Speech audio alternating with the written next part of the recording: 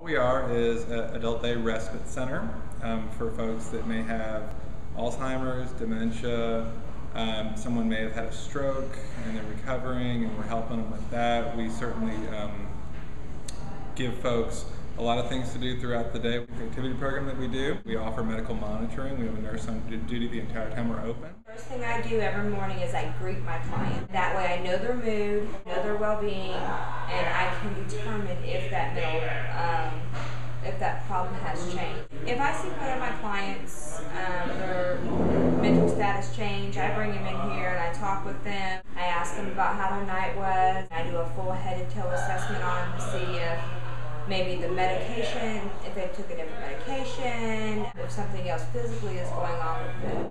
And then if I don't find any change in their physical well-being, then we further investigate why it's going on in their home life.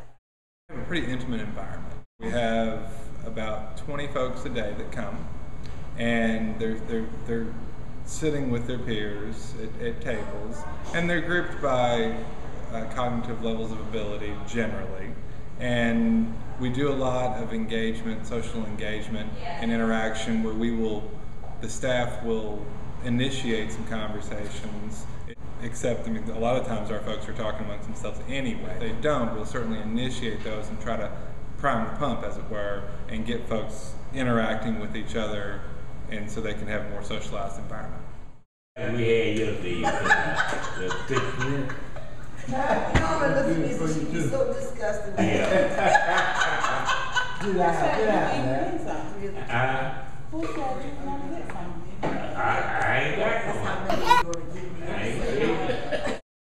Usually about once a week, we have something called Get to Know Your Neighbor. The staff will just make up some questions. Some of them are pretty standard, some of them are pretty crazy, trying to get folks to think outside of the box a little bit. An example would be, one of the questions would be, would you rather fly on an airplane or ride on a train? And what that does is it starts people thinking about, well, their fears, for one, of flying on an airplane, and so that could really lead into a tangent of some things people are afraid of, or if someone back in the day used to take a train, or plane rides were something more common, it can spur a reminiscence act. We try to have as much fun as possible. There's a lot of laughing.